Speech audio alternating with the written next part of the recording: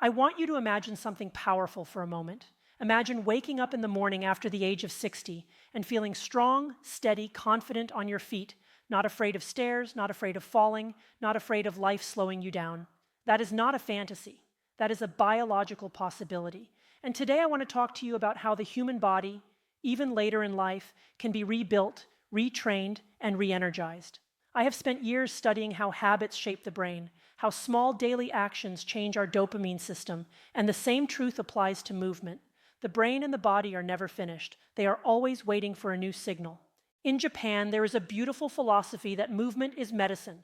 Not extreme workouts, not painful routines, but simple, consistent exercises that wake the muscles back up. The first exercise is the basic chair squat, slowly standing up and sitting down again, teaching your legs to carry your weight with pride. The second is the heel raise, lifting your body onto your toes, reminding the calves that they are still alive and powerful. The third is gentle knee marching in place, waking up the hips and balance. The fourth is controlled side leg lifts to strengthen the outer thighs that protect us from falls. And the fifth is deliberate slow walking with posture and intention. These are not glamorous movements, but they are transformative ones. And here is the emotional truth. Every time you do one of these movements, you are telling your nervous system, I am not done yet.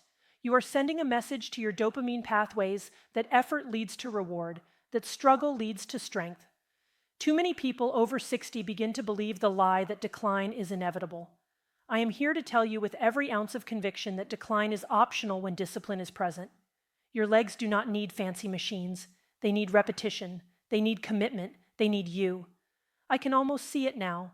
The expression on someone's face when they realize they can stand up from the floor without help, the joy in their eyes when they walk longer than they thought possible, the pride when they feel their muscles wake up after years of neglect. That feeling is more powerful than any pill. It is more powerful than any quick fix. It is the feeling of reclaiming your independence. So I challenge you, no matter your age, no matter how weak you think you are right now, to start with just a few minutes a day. Let these 5 simple Japanese-inspired exercises become your daily ritual. Protect your legs and you protect your freedom. Strengthen your body and you strengthen your mind. And remember this with passion and hope. The human body is incredibly forgiving. Give it the right signals and it will respond. You are not too old. It is not too late. Your next chapter of strength can begin today. Your body responds to signals, not age. I want you to sit with that idea for a moment because it is far more radical than it sounds. Most people move through life believing that aging is a one-way street, that after a certain birthday the muscles simply weaken, the joints simply stiffen, and the story is already written. But biology does not work that way. The human body is not a clock slowly winding down. It is a living, adaptable system that is constantly listening, constantly learning, constantly adjusting to the messages you send it every single day. Every time you stand up from a chair, take a walk, lift something a little heavy, or challenge your balance, you are speaking directly to your nervous system. You are telling your muscles, your bones, your brain, I still need you. Stay active, stay strong. And the miraculous truth is that the body believes you. It responds. It reorganizes itself around those demands. That is how human beings survived for thousands of years, by adapting to movement, effort, and challenge. What we often forget in modern life is that inactivity is also a signal. Sitting for hours, avoiding physical effort, choosing comfort over movement, those are messages too. They tell the body, you are no longer needed, you can shut down, you can get weaker. The tragedy is that many people assume their decline is inevitable, when in reality, it is simply the result of the wrong signals repeated over and over again. I have spent my career studying how habits shape the brain, how dopamine pathways change based on what we do consistently. Movement works the same way. When you begin to exercise, even in small ways, you ignite a cascade of biological events. Blood flow increases, nerves fire more efficiently, hormones shift, muscle fibers wake up from dormancy. The brain releases chemicals that improve mood, motivation, and confidence. None of this requires you to be young. It only requires you to begin. Too many people wait for the perfect time, the perfect program, the perfect burst of inspiration. But the body does not need perfection. It needs repetition. It needs a simple, honest signal delivered day after day. 5 minutes of intentional movement can be more powerful than hours of good intentions. One small habit practiced consistently can reverse years of neglect. And here is the most hopeful part of all: the body does not hold grudges. It does not care how long you have been inactive. It does not punish you for the years you avoided exercise. The moment you decide to move, truly move, it starts working for you again. Cells regenerate, strength slowly returns, balance improves, energy comes back, confidence grows. So when people say, "I'm too old to get stronger," what they are really saying is, "I have stopped sending my body the right signals." And that is something you can change today, right now, with one decision to stand up, to walk, to stretch, to try. Age is not the master of your body. Your daily actions are.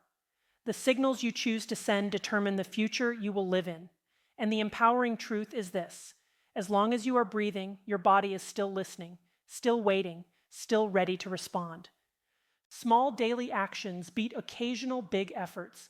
That is not just a motivational slogan, it is a biological law.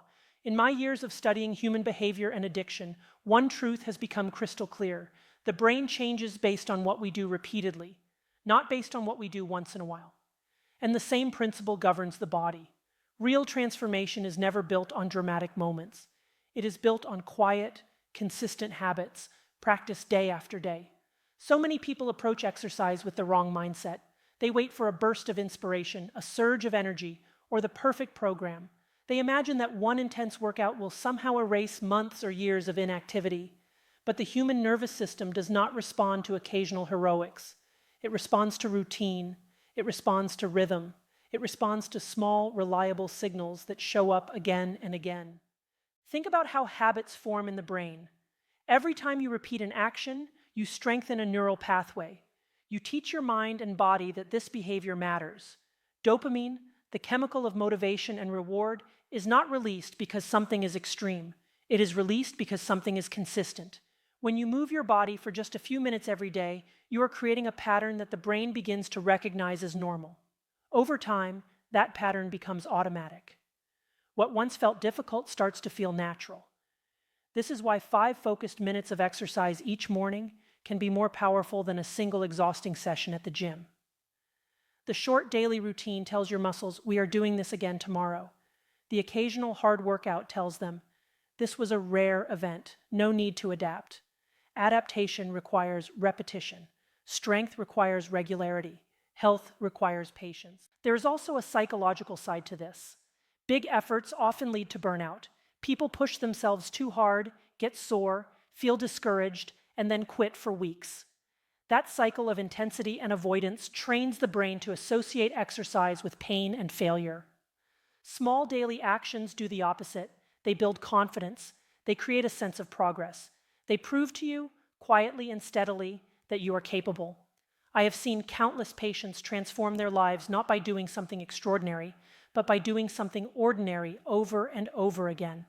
A few gentle squats every day, a short walk after breakfast, simple stretches before bed. These tiny commitments accumulate like compound interest. After weeks and months, the results are undeniable. Stronger legs, better balance, more energy, less fear. Consistency also protects you from the all-or-nothing mindset that keeps so many people stuck. Life will always be busy. Motivation will always rise and fall. But a small daily habit is flexible. It survives stressful days, tired days, imperfect days. It keeps you moving forward even when circumstances are not ideal.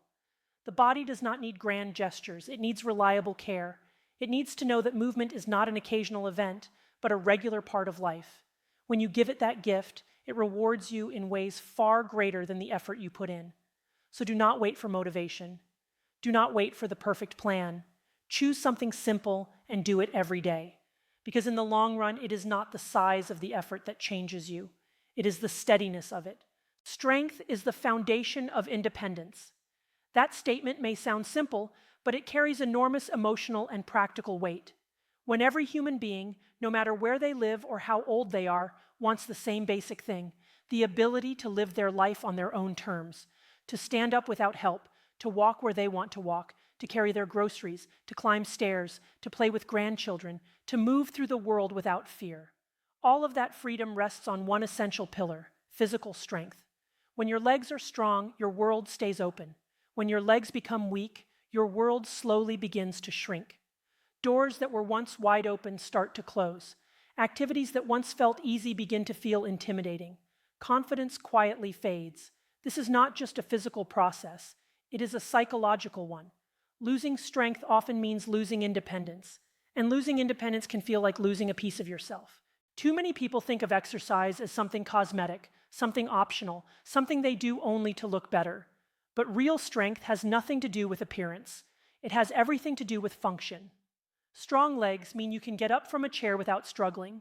Strong legs mean you can recover your balance if you trip. Strong legs mean you can keep living in your own home instead of depending on others. These are not small benefits. These are the building blocks of dignity. I have seen how quickly life can change when physical capacity declines. A single fall can take away mobility. A few years of inactivity can turn simple tasks into overwhelming challenges. But I have also seen the opposite miracle. People in their 60s, 70s, even 80s who decide to rebuild their strength and reclaim their independence step by step. The transformation is not just in their muscles, it is in their spirit. Their posture changes, their mood lifts, their belief in themselves returns. Strength gives you choices. Weakness takes choices away. That is the honest truth. And the remarkable part is that building strength does not require extraordinary talent or expensive equipment. It requires simple, consistent effort. Every squat, every step, every small exercise is like depositing money into a bank account of future freedom. You may not see the payoff immediately, but it is growing quietly in the background. There is also a deep connection between physical strength and mental resilience. When you know your body is capable, your mind becomes braver. You are more willing to go out into the world, to stay active, to engage with life. Movement creates confidence, and confidence creates more movement. It becomes a powerful upward cycle. Independence is something most of us take for granted when we are young. We assume it will always be there, but independence is not guaranteed. It must be protected, maintained, and earned over time. The way you protect it is by taking care of the body that carries you through life. So when you choose to strengthen your legs, you are doing something far bigger than exercise. You are defending your future self. You are making a declaration that you intend to remain capable, steady, and self-reliant for as long as possible. And that is a goal worth fighting for every single day. Discomfort is the doorway to growth. That idea may sound uncomfortable in itself because modern life has trained us to avoid discomfort at almost any cost. We live in a world of convenience, soft chairs, elevators, remote controls, and instant solutions. If something feels hard, we are told to stop. If something feels challenging, we are encouraged to find an easier way. But the human body and the human brain do not become stronger in comfort. They become stronger in challenge. Every meaningful change in biology requires a small amount of stress. Muscles grow only when they are asked to do something slightly difficult. Balance improves only when you put yourself in positions that feel a little unsteady. Endurance increases only when your heart and lungs are pushed beyond what feels easy. This is not punishment. This is the basic design of the human system.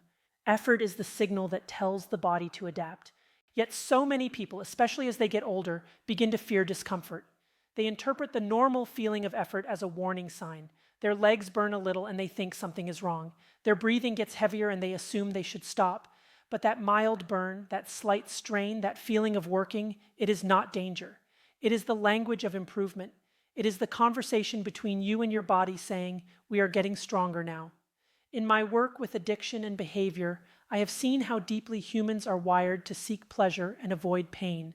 Dopamine pushes us toward easy rewards and away from anything that feels hard.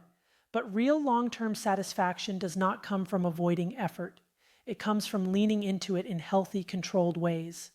Exercise is one of the most powerful teachers of this truth. When you choose to do something physically challenging, you retrain your brain to understand that discomfort can lead to positive outcomes. Think about the pride you feel after finishing something that was not easy. Think about the confidence that grows when you realize you can do more than you believed. Those feelings are born directly from moments of struggle. If everything were effortless, there would be no growth, no resilience, no transformation.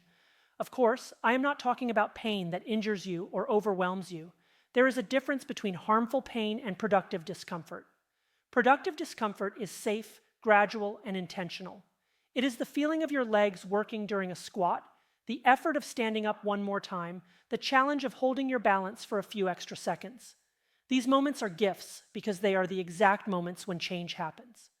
Avoiding all discomfort may feel good in the short term, but it slowly makes life harder. Embracing small discomforts makes life easier. The more you practice doing hard things, the more capable you become. And the more capable you become, the less frightening the world feels. So when you exercise and it starts to feel a little challenging, do not run away from that sensation. Welcome it. Recognize it as a sign that you are alive, that you are pushing your limits, that you are investing in a stronger future. Each time you choose effort over ease, you are proving to yourself that you are still growing. Discomfort is not your enemy, it is your teacher. And on the other side of it is a version of you that is steadier, braver, and far more powerful than before. It is never too late to change your biology. I want to say that again slowly and clearly because so many people need to hear it. It is never too late, not at 60, not at 70, not at 80. As long as you are alive, your body remains capable of adaptation. That is not wishful thinking, that is science. Human cells are constantly renewing, muscles are always capable of rebuilding, and the brain never stops forming new connections. The idea that there is an age where improvement becomes impossible is one of the most damaging myths in our culture. Too many people reach a certain birthday and quietly decide that their story is over. They begin to speak about their bodies as if decline is a fixed destiny. They say things like, "I'm too old for that," or "this is just how it is now." Those words become a kind of emotional prison. But the body does not retire simply because society tells it to. It only weakens when it stops being asked to do hard things. Research shows again and again that even in later decades of life, muscles can grow stronger, bones can become denser, balance can improve, and endurance can increase. The body does not care how long you have been inactive. It only cares about what you start doing today. When you give it new demands, it begins to reorganize itself around those demands. Slowly, quietly, almost invisibly at first, change begins. I have seen remarkable transformations in people who believed they were beyond hope. Individuals who could barely stand up from a chair, learning to walk confidently again.